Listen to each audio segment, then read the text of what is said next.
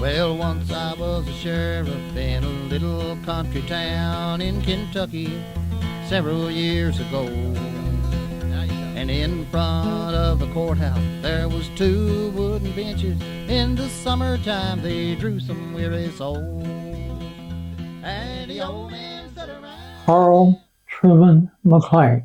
I was born in 34 on March the 18th, and here I am. My name is Pauline McClain. McGahee, some people say.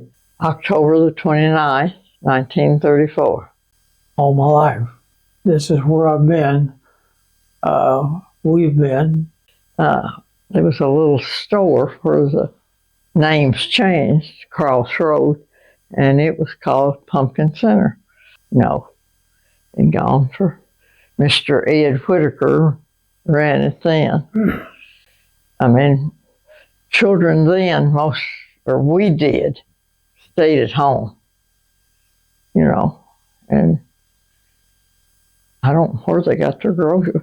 A lot of it, they took their corn till there was a mill here at Mount Eden, got it made into meal, you know. There was a little store in Mount Eden that they got a lot of. And it was, the farmers had to do the work that was done on that road. They would bring in the big rocks, you know, and nap them up. And I remember helping in that. And we had a couple of fellows that they were buddies. And anyway, everyone, you know, you didn't know, and there was no place to get off. So if two cars met, one of them had to back up. They couldn't go anywhere. One of them had to get off and up or down, one way or the other, you know. And so they used to joke about this couple of elderly people. He'd always, when he was coming back home, he would get out of his car and stand there a few minutes, and the other guy said, "Why are you getting out of the car?" He said, "Somebody might be coming down the hill." Which we thought was comical because, you know, my parents were great. We attended church every Sunday, and they were great. Dad and Mom seldom ever fussed, so I like that. We milk cows. That's all right, honey. And always we milked the cows before we ate. And one day, or one morning, Mom ran out the door and started running toward the barn.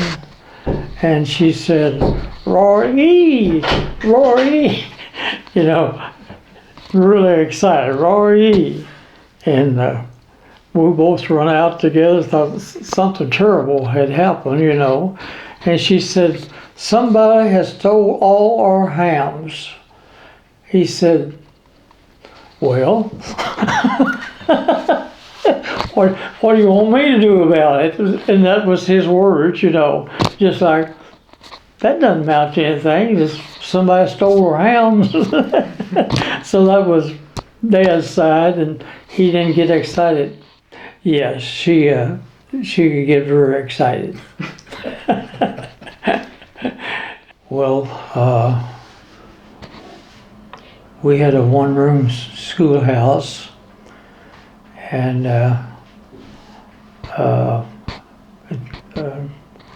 a teacher that taught all 8 grades at the same time, which is pretty unusual in the same room. And she was a good teacher, and when she would call class in, the first thing that we did, pledged the Legion flag, you know, and do that, and then she would say a prayer, and I thought that was unusual, maybe. She asked me the first day of school if I would like. We were what? How far were we from schoolhouse? Yeah, and she asked me because I was closer than she was and everything, and so I told her yes, I would be glad to. So she gave me the key, and that's how. She gave me a nickel a day. We'd probably be here if I hadn't got that nickel. But anyway, she was a very good teacher, and she was the only teacher that any of those I'm not sure, but I don't think there were 18 or 20 children. Would you say that'd be somewhere? And so I never got to go. I went through grade school, and Pauline and she and Arvilla, who were best friends, they went to school. But they had to walk out from. But we walked and met the bus out here. We put our old wet clothes, if it was raining, under the eave of the barn over there and left them till we come home that afternoon. Picked them up, went on home. There was a fence we had to cross, and Daddy built us, we called it a step ladder. Put 2 posts fairly close and a little stick and boards, and we could come over the fence like that. And we walked up here, and if it was raining, we had old wet coats or something, we just stuck them under the edge of the barn, and we'd pick them up when we got home. And meet the bus, sure. And if you missed the bus, you had to walk all the way across. Hickory. Martin was a little one-room school. Had teachers. It wasn't a whole lot of people there, and I don't guess they paid much and everything, so we was constantly changing. Vernice Riley was Riley's sister that cuts hair, or did cut hair. She even substituted some, and we really liked her, you know. And Truman's aunt lived up the road, well, not very far, and we would get, I guess you called them commodities from the state or county. It's like soup beans, and we'd take them, the boys would take them up there, and she'd cook them, because all we had at the schoolhouse was that old pot-bellied stove. And then before dinner, somebody'd go get them, bring them back down there. And we would have soup beans for dinner, northern beans. Well, I used to laugh about Truman's mother and daddy. Daddy was the racehorse in our family, and mother was a do what I'm told to do. You know, he wasn't a mean daddy, but you better mind him. You know, Hard worker. a hard worker. And he expected us to be hard workers. And I know one year I had to have appendicitis operation. All right, what was I going to do? The rest of them's all in the field. So and we always had apple trees. They were volunteers on the farm. So they'd gather those apples in and bring them to the house. And while they was in the field working, I was peeling apples, and the mother would count them. You know, it took everybody. We all had to go, or that's where we went. Going to Burr Ridge, it was a steep hill, and back then, hardly anyone at Burr Ridge missed a Sunday, and I remember really the first time I saw the family together. Mr. Veitch was in front, and he'd spun out, couldn't make the hill, and we were behind, the next car behind, and so all the men got out and pushed the car, and including Mr. McGay. He opened his door, pulled out the throttle, you know, and all pushed.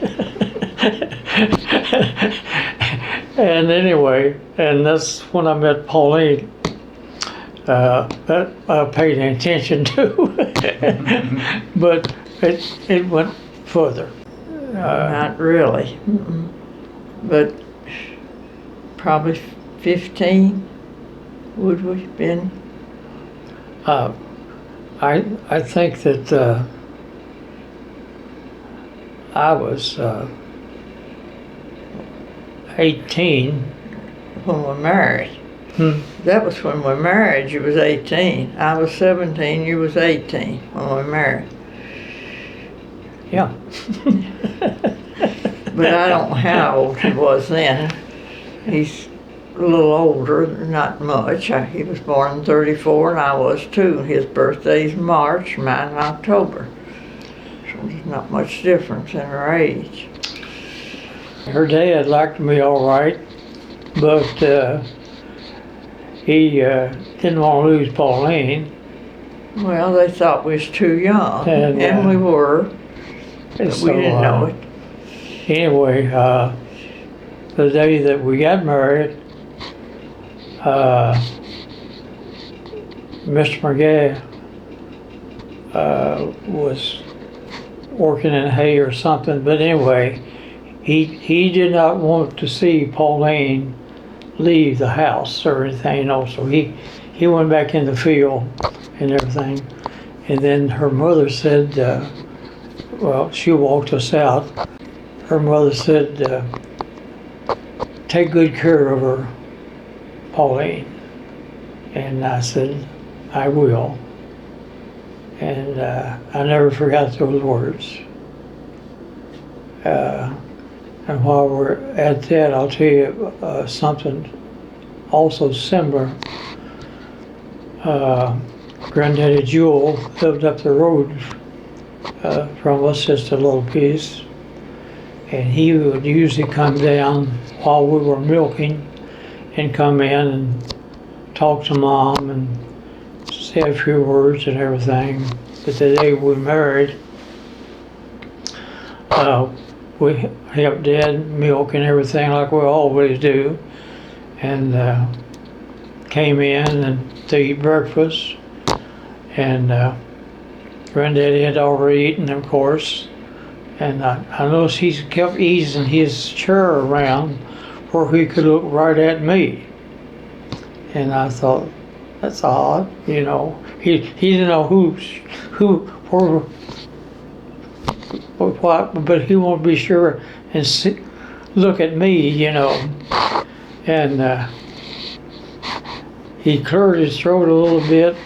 He said, Truman, marriage is a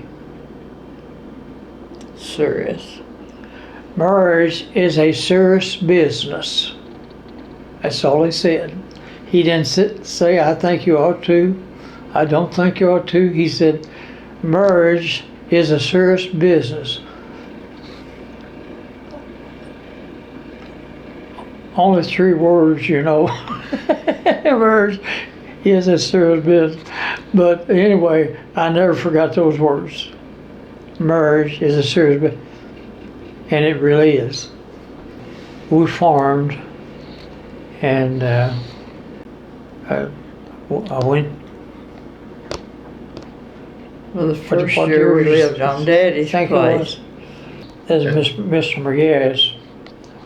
Owned that little house, and it was part of the whole Her Daddy's dad farm. owned the farm, and we moved in the house, and we lived there, and or we worked until we found a farm, and Mr. McGuire was real big about wanting us to have our own farm, and so all his children were like that. He wanted them to have their own place, and we did, and we got along well. I got a letter in the mail, And I wanted to see him off, and he didn't want me to, but he finally said I could go and watch him get on the bus to leave, but I was not to cry. Well, did you ever try that? yes, it was not a real surprise because it was that time, you know. Yeah, and I said, well, I know Pauline, to myself, Pauline is just, you know, we hadn't been together, you know, I mean, just a year. But and we had a bus to pick us up, and anyway, I said, honey, you can go out, tell me goodbye or whatever, if you won't cry. And I think that was awful hard. But she did well. Oh yes, yes. Some of my best buddies in school, including school buddies. Well, after they got out, they all went to what they call veteran classes together. Yeah, you got your GED, you had to. Yes, I never got to go to grade school. To high school. Yeah. High school. That's okay, I'm sorry, honey. That's all right. But anyway, Pauline did, and because we didn't have a bus or anything, you know. It wasn't a gravel road, it was rock that somebody beat up to make a road at that time. So anyway, because of that,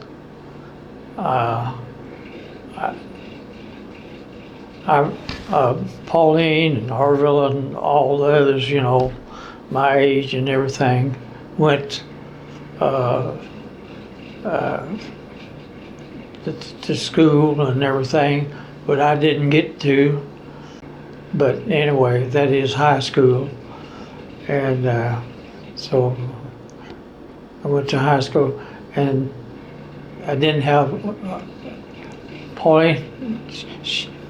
She went over here to Mount Eden, And for the first year, right? I think I went over there 1 year, yeah. Yeah.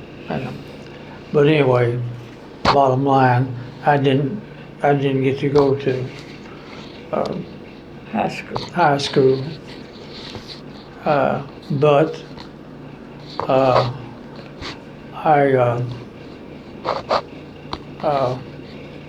decided to just be a farmer, and I was for a while.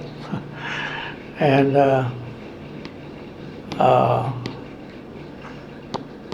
Got your GED test after you got out of the Yeah. Army, or went classes. got the, I wanted to, and so with that, I didn't have, I got my, what they call it? GED. GED, and got that. And I decided after I got out of the Army, I was dissatisfied. And we bought a farm and all that, you know, like I said, and I was unsatisfied, and we bought one farm, and then we sold it and bought another one, and so on. And I still wasn't satisfied.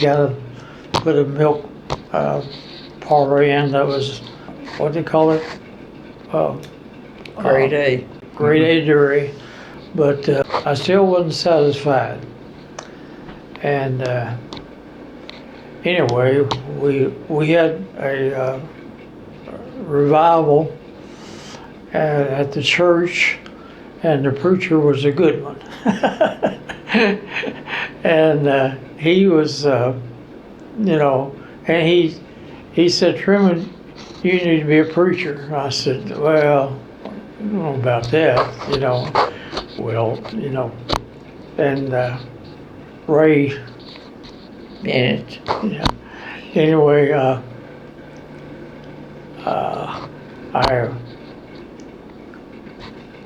decided I'd ask Brother Raymond. I said, our preacher, I said, Brother Raymond, I sometimes think that the Lord wants me to be a preacher. How do I know where the Lord wants me to be a preacher or not? He said, "Well, Truman, if you do anything else, you haven't been called to preach." Change the subject. Never said another word about it. Just, yeah. If you do anything else, you're not been called to preach. And that was good advice. And I had a lot of good advice and a lot of blessings. And when we was at Fort Knox, got to arrange it where I could get Pauline, and she had a place where we went, and had one of my buddies wasn't supposed to be off base, you know, which I was AWOL, but I wanted Pauline to come because one more guy had that. He got married when he went home, lived in New York, and got his wife with him and brought her there and told me that my wife is with me. And I asked whoever was in charge at that time if I could go home, go to be with my wife each night and still come in, you know, and make reveille. And he said, I told him yes. Well, he told me that, and I thought, if he can do that, I can do that too. Well, I did. Long story short, I did. And found a place for Pauline to stay, and she did. And again, I was anyway. I had to be there, and I didn't have a car, or no way. About 15 miles, maybe. Yeah. Yeah, Vine Grove. And love will go a long ways. And Mr. McCoy knew all about it and everything, you know, what we're doing. I told him, and I said, Pauline's with me now. Her brother brought her down, everything. Everybody was on board, you know, encouraged me. But I started out walking that morning for about 15 miles. And anyway, that's the way I made it. And a fellow that lived in a nearby, or not lived, but anyway, picked me up. He was a cook, yeah, and he was going in early, so he stopped and picked me up, you know, about 4 or 5 miles out, I imagine, something like that, and I was moving on. But anyway, that's the way that went. And he told him if he wanted to ride, he'd be coming every morning. So Truman got so he would get up and go and try to be there when that cook come along. He'd pick him up. And I just threw this in. I had never missed, you know, Really? but one, you know, missed time being there. And I went in the regular time, and when I got in, they were all outside taking the calling. Roll call. Yes, and I said, I knew, you know, I said, Have they called my name? I said, He walked into the back row, we always said. Yeah, I slipped in the back row. And I said, did he call my name? He said, yep. I said, did anybody say my name? He said, yep. Man, that guy had So, answered farm. So I didn't get, but anyway, a lot of those. Well, I stayed, we rented a room from this older couple. They rented some rooms. So at that time, they only had one room. So we took that one room upstairs the first time, wasn't it? I think, or maybe we got it downstairs, but then when they had a couple that needed more room, they got that one and they just moved us anywhere in the house that we could stay. And they wanted us, they were such good Christian people. They wanted us to do good, and he took Truman down to the drugstore after dark, and they bought an alarm clock. And he told us, turn the dishpan upside down, right beside your bed, and set that alarm clock on the dishpan, and it would go off. But you know what? He listened for that clock. I mean, Mr. McCoy did, across the hall from us. He wanted to make sure that we got up. He didn't want him not to get there when he was supposed to. We, bottom line, Pauline stayed there, and I was, of course, back at Fort, and You had to go on maneuvers. yeah, and all that. But the thing I want to point out is we developed a relationship with the McCoys. And They didn't have any children.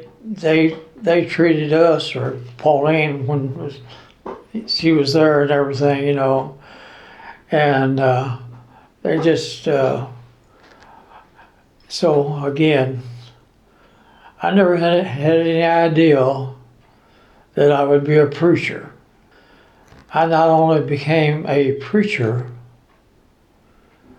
but I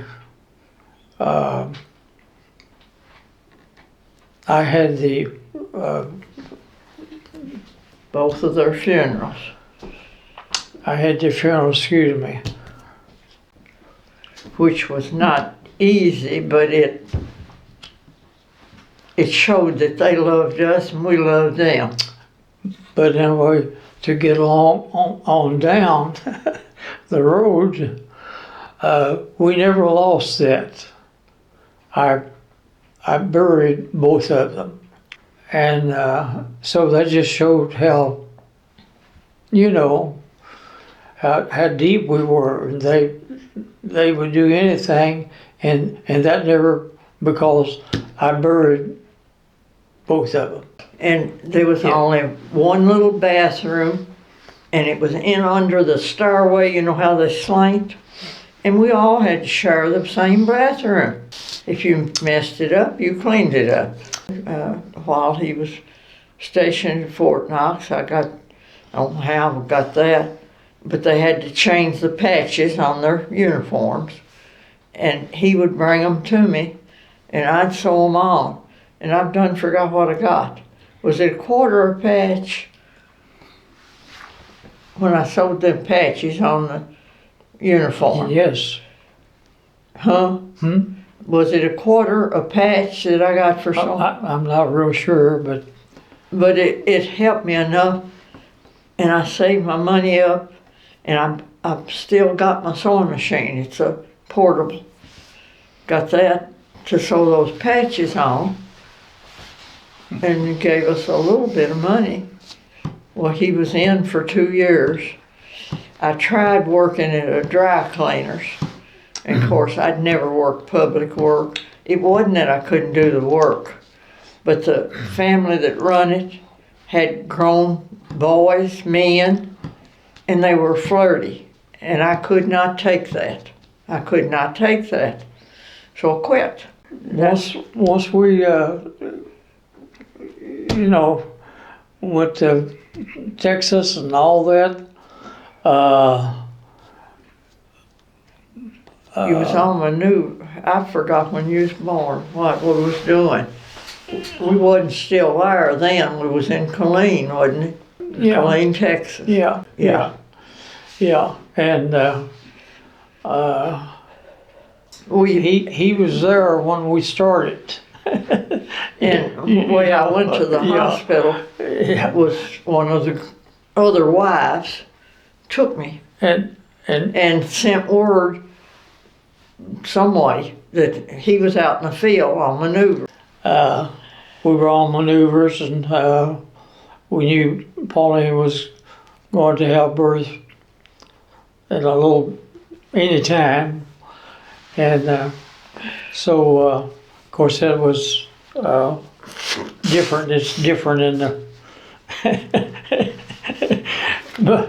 but anyway, I was on maneuvers, and early one morning, just about daylight, I was just getting ready to shave and everything, and this, I call him a kid, he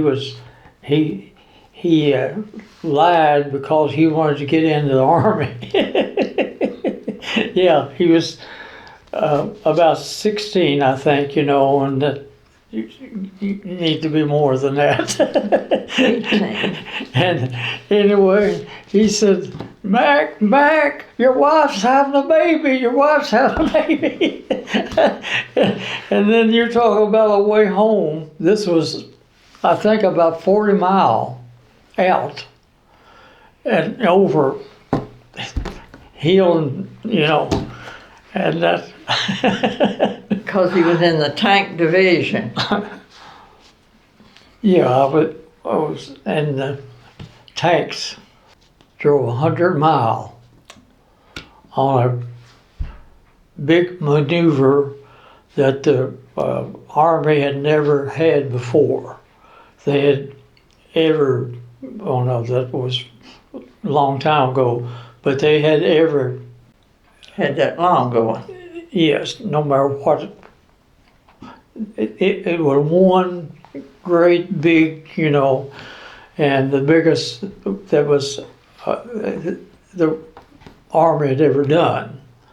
And so I drove, and that it sounded like I'm bragging or something like that, but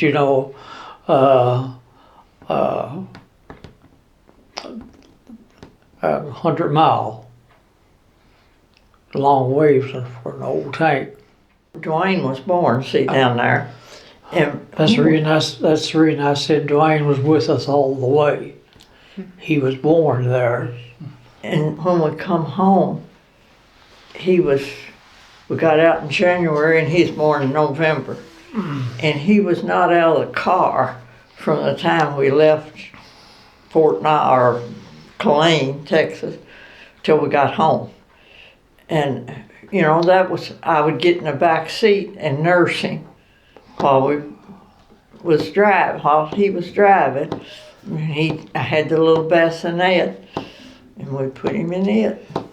And he had his picture, or Pauline had his picture when he was born, and all the way, and Dwayne, he's the only one of our children that had their picture every day, the first year. But we was proud of him.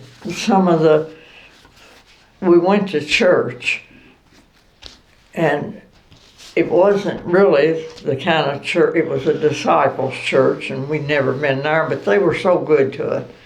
And they gave, some of our friends gave us a baby shower. And that's where we got the bassinet. I think I'm right, one of our neighbor friends was getting out, and she didn't want to take the bassinet home with her because she didn't need it however they was going home. So they let us have it. And it's still sitting up there in Dwayne them's house. I guess they've used it for all three of theirs. To jump forward a little more, we had it was a 40 Chevy, wasn't it? 40 Chevrolet, and we went to the Smokies, and no, I don't know where we'd been. We traveled all the way in that old Ford Chevrolet, and got back home, and then we drove up to Marvin's, Pauline's brother. That's where we was and coming. that's where we were going, and we traveled all that way. All kinds of weather or whatever, not a bit of problem at all. And we got up to where is a curve up there in Marvin's Field, and I cut my wheel, and it just kept going straight. Can you believe that?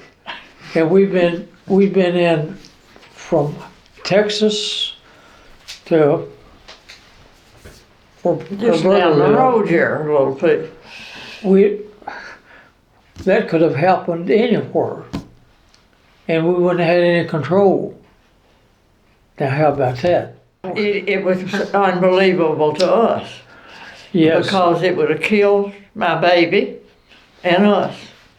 Bottom line, the good Lord has been with us all the way.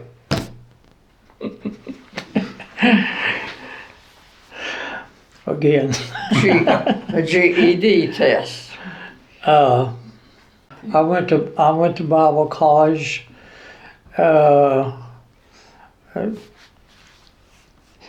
And had our preacher that was preaching was just a kid. And anyway, there was three of us that went rode together and to Bible college. And I remember the first, I'd never been to grade school, so on a, you know, and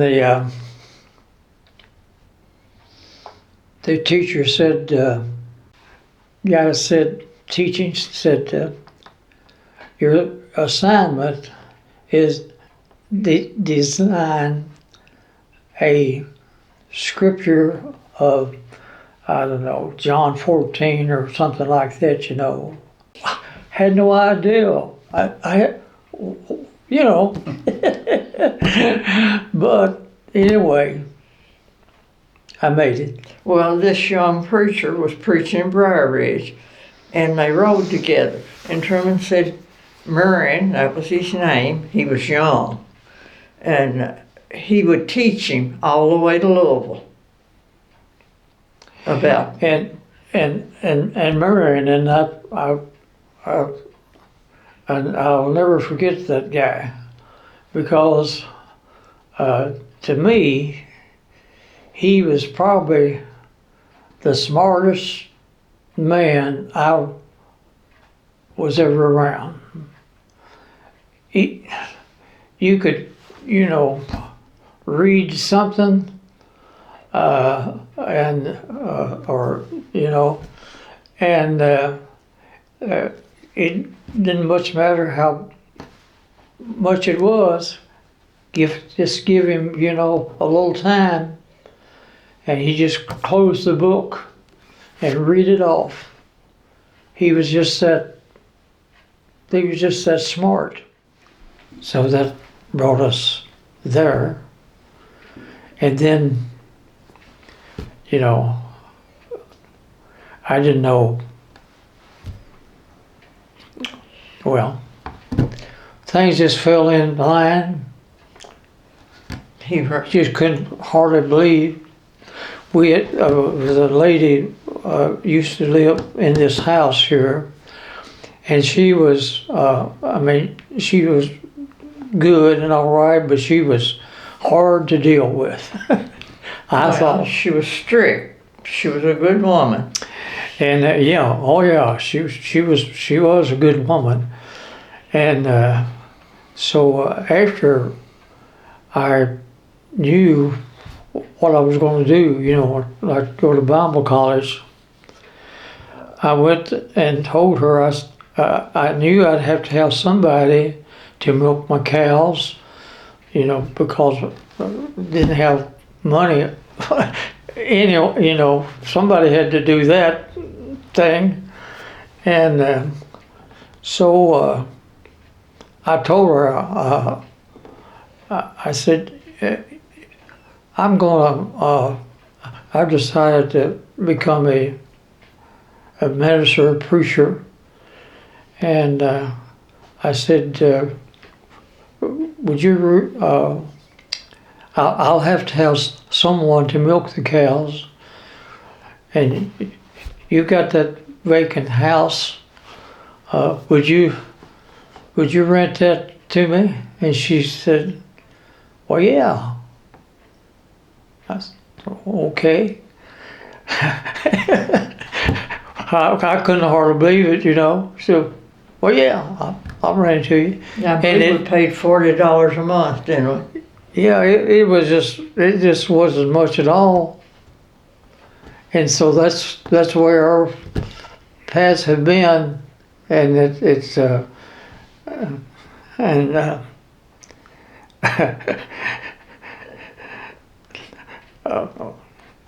anyway, you can have Dean Ward tell you about how he felt. I think he was about 5 years old. He would watch me. I was going to, to church back and forth and everything, and he said, "What's Truman doing?"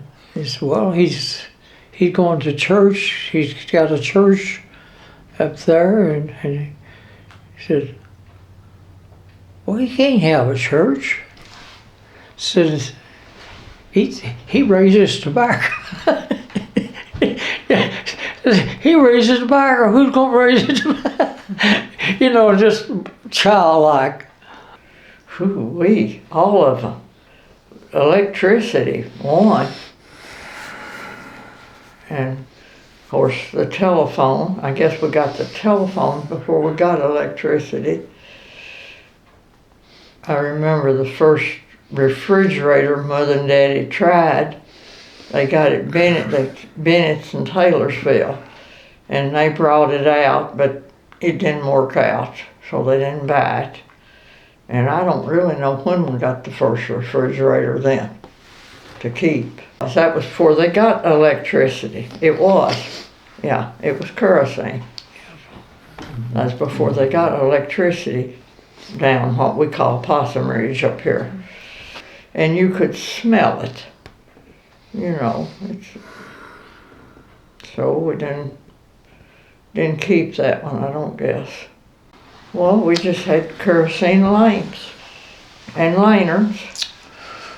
If you wanted a light when you went outside, you lit your lantern and took it with you. Well, no, I'll try to move this along here. I preached for 35 years, and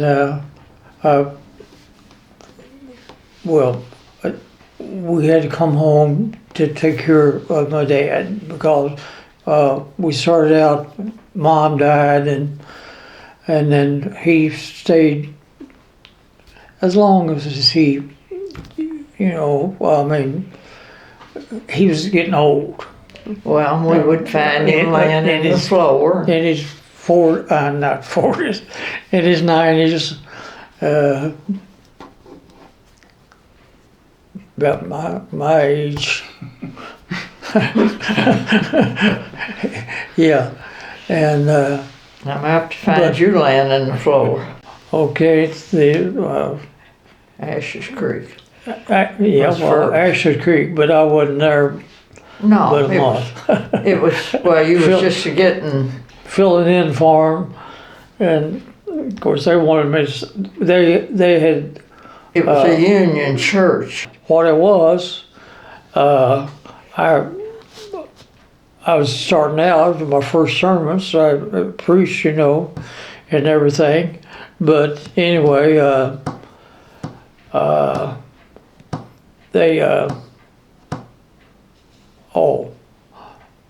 I told them that I would stay if I could preach every Sunday. And I said, no, we don't do that. We change, and everything.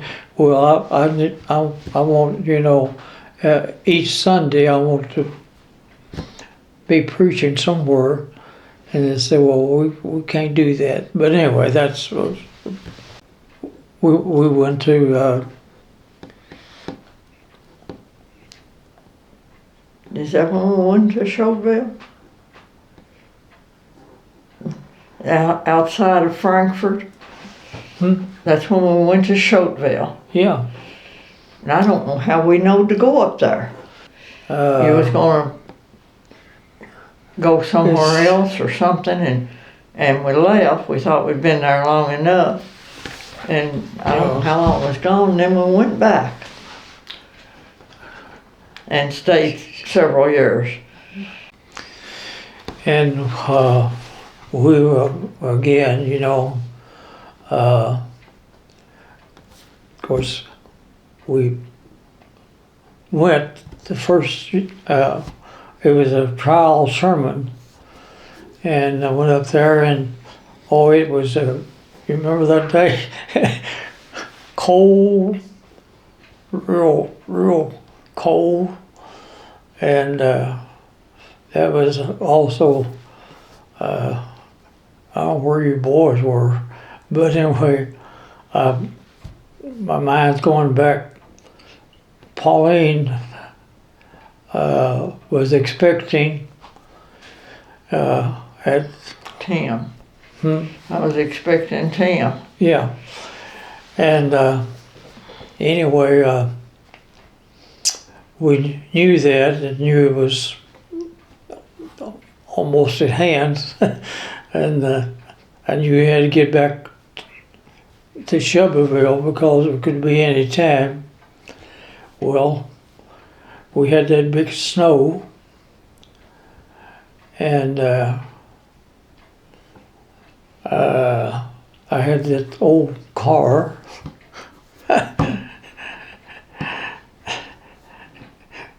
The one thing I remember, was it wouldn't start. It was an old Packard, and I remember the snow, how deep it was, and of course it wouldn't start because the oil was just, you know, somebody had told me if your car won't start because everything is froze up, just dig out a place and put it in, and I dug them out and put the little tray under and warmed it up and started. Yeah, and made it, and it just, you know, it just was, anyway. Well, you wouldn't know it was the same place, really. You know, if you hadn't been here, if you was there and then you went away and come back, you wouldn't realize you was in the same place, I don't think. Well, the roads are all better. People have built better houses. Very few people now want to farm, I don't think. Do you? I mean, a few that been raised with it. But if somebody new comes in here, they wouldn't think about farming. It's hard work. Oh, yeah. But we have never been without really anything we wanted. Necessary. I mean, yeah, just, you know. We've never gone hungry. Yeah. And that's a blessing that a lot of people can't say. Love your parents.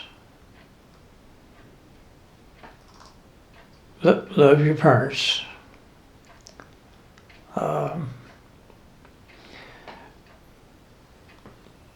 You know, in my years of preaching,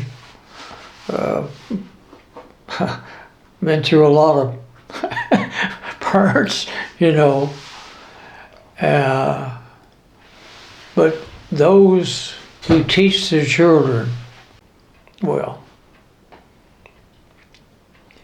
there's no trouble to tell. Those who have been taught to obey their parents, taught to, you know, treat your children, you know, like they need to be treated, and you can tell those, you know, when they're growing up or anything. You just, you know, that child's been taught and been taught right, and I think that's the most important thing. Mm-hmm. I agree with it. I think they need to be taught. They need to. A child will do whatever the parents will let it do. To an extent, you know. I know when they get older, sometimes they drift, you know. And I think now one of the biggest things for me as grandparents even, just if they just won't get on drugs, you know, don't do some silly something. You think you can handle it, but you don't know. That's like it used to for us. We've come up more with liquor, you know. And that was a terrible thing. I mean, we didn't have drinking in our family that we had to live with, you know, but I don't know whether there would be much difference or not. I don't know. But I sure don't want them on drugs if I can keep them off of it. And I've got a bunch of little grandchildren, so I better be trying to help. I think you need to talk about the fire department, because you really worked at that. There's a few things that everybody has that, you know, you'll never forget. But probably, I was on the, well, they wanted me to join the fire department, and so so many of them, you know, that we're all somewhere, you know, and we got this little fire department, you know, it's hard to, and so they wanted me to join the fire department. And anyway, I told them, well, I would. Well, the first fire department, the first fire we had was a house fire. And 2 small children burned completely. And that it was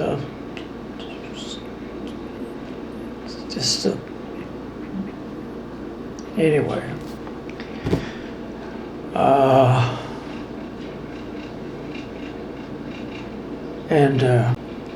Well, you know, it's just almost indescribable, you know, how that makes you feel.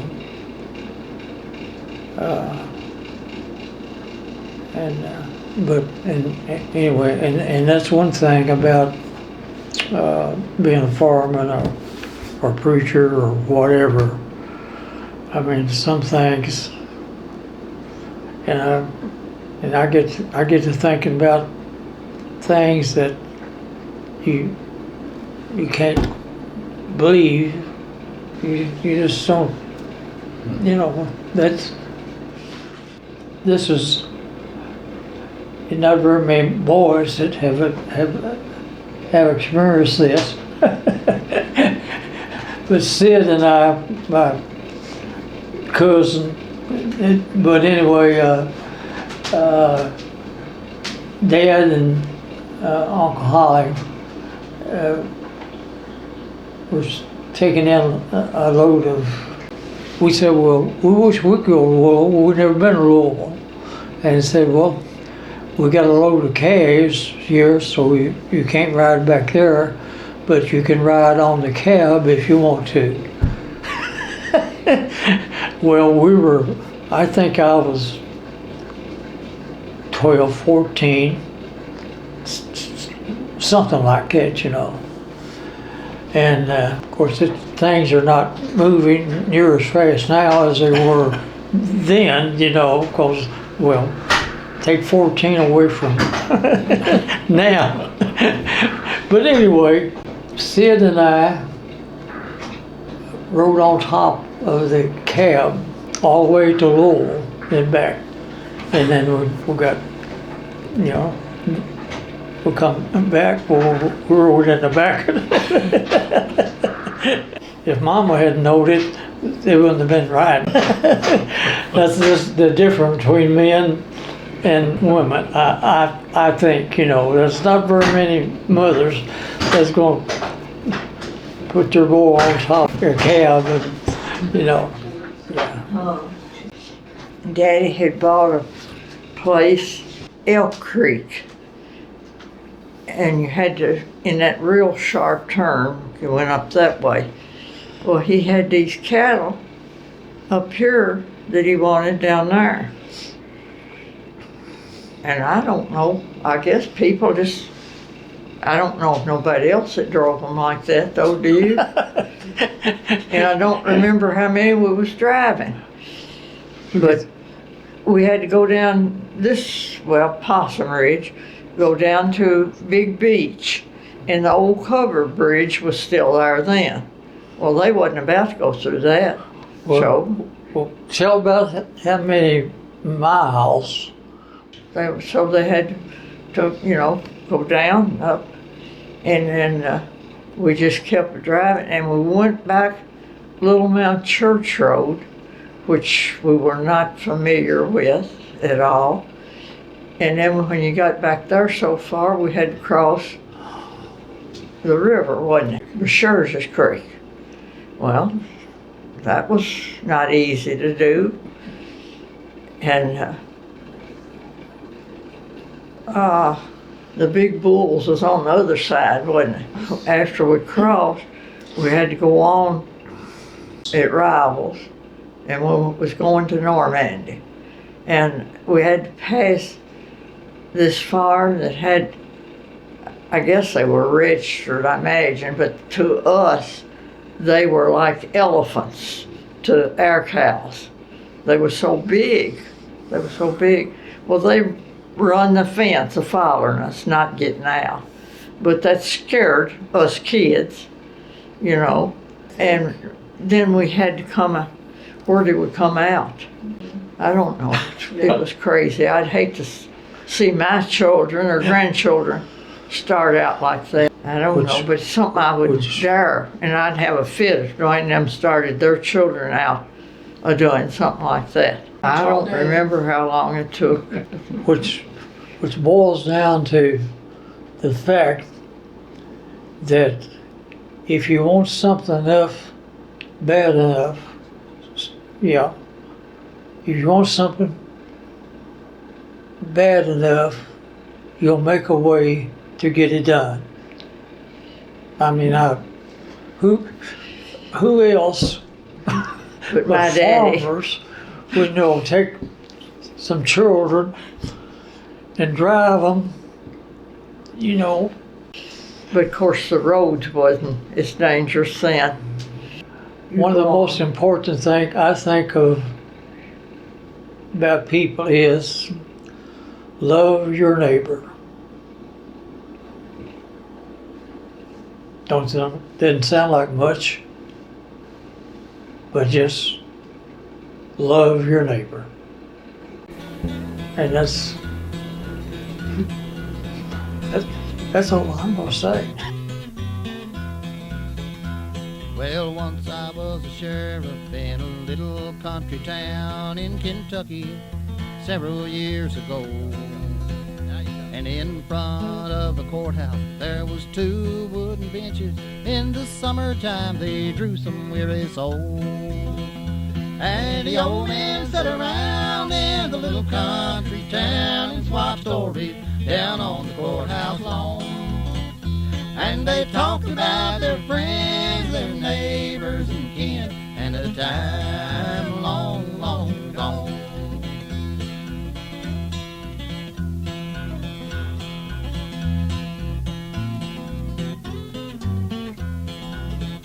Oscar Bergen told the tale of how he went through living hell as a young man when he went to fight the Hun. Back in 1917, he was young and lean. He said, my daddy never taught me how to run.